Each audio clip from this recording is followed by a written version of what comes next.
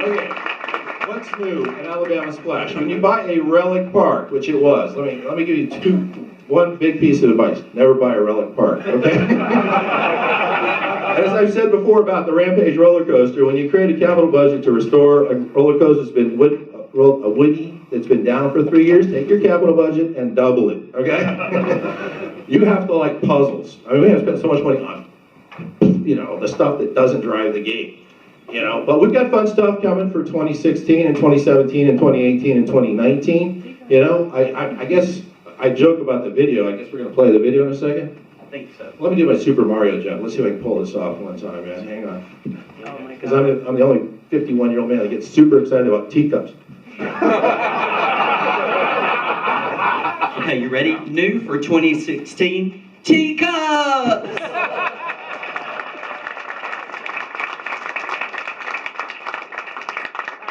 For the record, I will ride the teacups one time, never again. I'll be out of work for 2 days. But we do have some fun items, and after the short video is played, I'll explain some of the reasons and some of the transitions that we've made in the park in the last.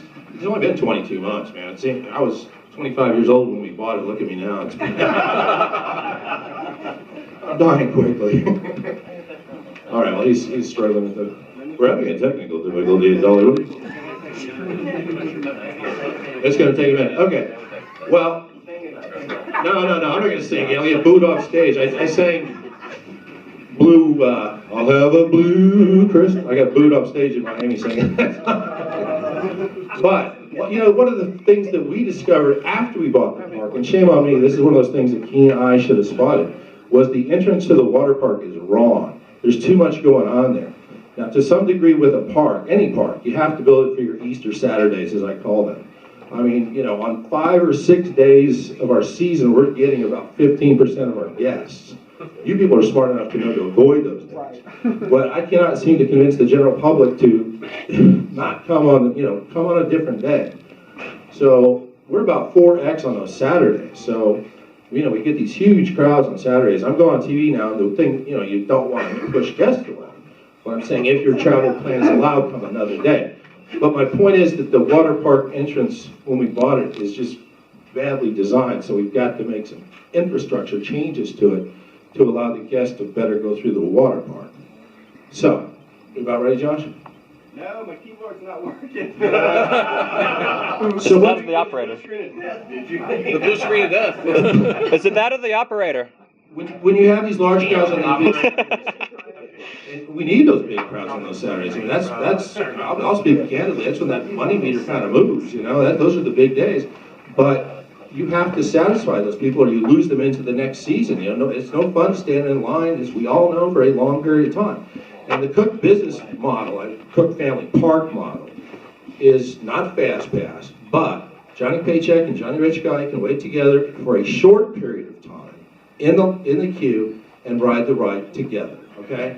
Will and I, my ex-brother, were vehemently anti-fast pass. Now, you can have a difference of opinion on that. I'm not going to criticize those parks that choose to do that, but that's not our business model. So, in order to make sure that we have a fast pass for everyone, we've got to make changes to the entrance to the water park. There's too much going on there. We got retail, we got lockers, we got the restaurants, we have changing rooms. I mean, all this stuff going on that should be scattered out. So kind of the long-term plan is to develop a kind of secondary entrance, if you will, that's, just duplicates what we've got going on there. We did sell out of lockers last year, which is a good thing to have and a bad thing to have. It's just one of these things that you just learn as you go. So, we're expanding kind of that plaza into the water park, and we're adding more Pepsi towers, because if you're going to give away soda, you better give it away. I had one guy last year come up to me, he says, "Can I just buy a soda?" No, can't buy soda. Go get your cup of water, but you got to stand in line for the free soda. He says, "Okay, I just like to buy." The line wasn't ridiculously long, but a couple of Saturdays, it made me uncomfortable as a park owner because I don't like to see guests not enjoying themselves. And standing in line waiting for a soda or waiting for a burger is a bad thing. You know, the other thing to talk about is people. You know, in our first year from 2014, we only had 10% returnees. Now that's terrible.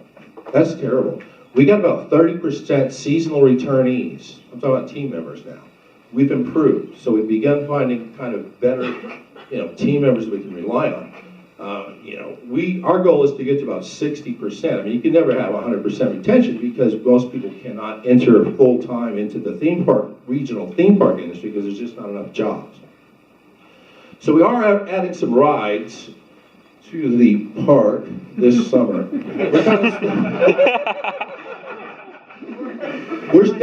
And you know, part of our strategy too is to stay with that family demographic.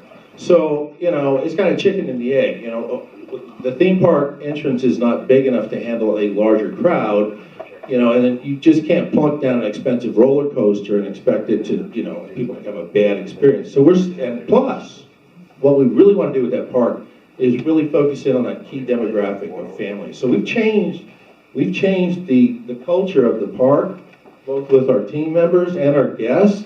And I'm pleased to say that 99.99% of the people who visit our park are good people, really, really good people. There's a couple of crazies. About once a year, I tell them, I said, you got to go 2 hours to 20 minutes down the road to Six Flags. When I reach that point, it's over. We're not talking anymore. Burn. Six Flags Beach is about once a year.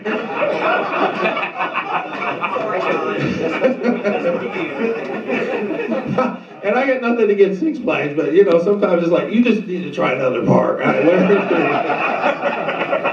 One thing was going crazy about lettuce and tomatoes. She was the lettuce and tomato lady, but we became good friends at the end of the day.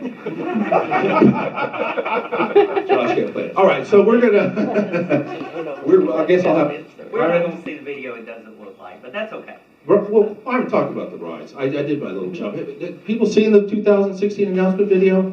Okay. Well, you know, again, it's. Watch it at home. I thought it was funny. Mine was good.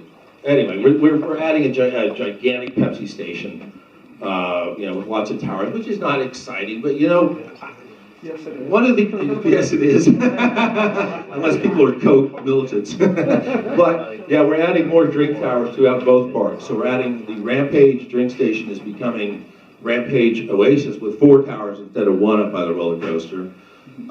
The diner has become. We're adding the General's Diner, nicknamed after my mother. It's going to have a picture of her in a chef, an Alabama Splash adventure chef outfit with a spatula. And she's very excited, so are we. And I'm going to make her work in there in air-conditioned comfort all summer long, cooking burgers.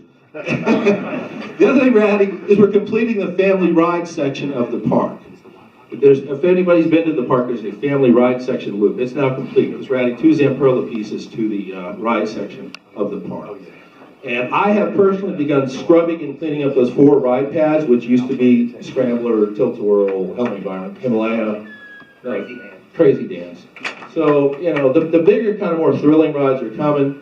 We're going to kind of develop a strategy of alternating between, you know, a big piece and a small piece, water park, theme park. Right now we're 2-to-1 theme park to water park, where we're truly a much bigger theme park. And we do capacity counts, you know, because that's kind of how you measure how you can deliver a quality guest experience on those big days. And we're about 3,000 riders per hour in the water park and 1,500 riders per hour in the theme park. Now the good news is Rampage actually did not have any more than 3 or 4 train wait at any point last summer, did it, Byron? Wow, that's great. It was really good. We had line jumpers I had to toss out. But it ran very well. And actually, we calculated the number of hours the ride was down last year, and it was down for mechanical problems for a total of 6 hours out of about 1,000, which I'm real proud of, you know? Thank you, Heath Kelly. We brought him down from Holiday World. He's a fantastic track technician. I mean, he knows his track. That ride is smooth, it's fast, we made it faster. You know, we're obsessed with speed and fun. And it's a great, great roller coaster. And it would have been, as my mother has said, it would be obscene for that roller coaster to have fallen to the ground and disappeared. And part of being an ACE member is preservation. So, I joke sometimes that if I get to heaven and St. Peter, asks me whether I should be admitted to heaven or not, I have one answer. I helped save Rampage. He says, come on in. Oh, we can forget about all the other answers. So we got great team members. We're a small park, which means you'll see me and my mom out and with the crowd all day long. The good news is we can work closely with the team members to make sure they're cleaning, not clean, but properly uniformed. Well, some of me just take a bath. Even me too, occasionally.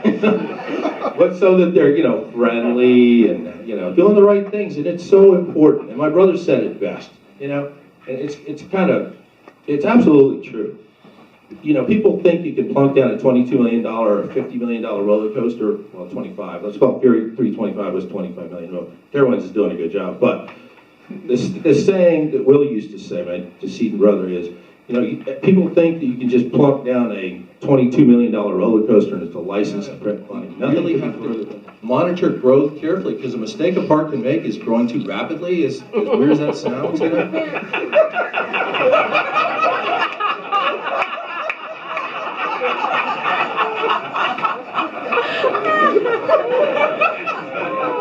Never buy a relic computer system. It operates on DOS. We got the modern operating system. I can't say this. Why do we like roller coasters? There we go. Hey, round of applause for Amanda, not Josh. No, Josh got this one. All Amanda. Thank you, Amanda. All right, 1, 2, 3.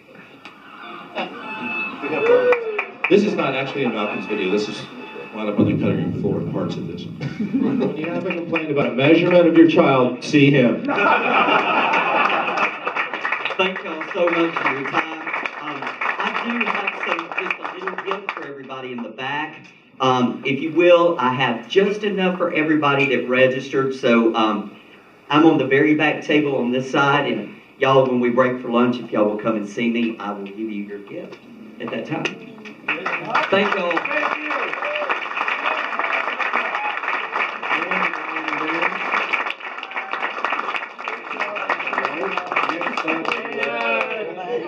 Oh my God. Georgia.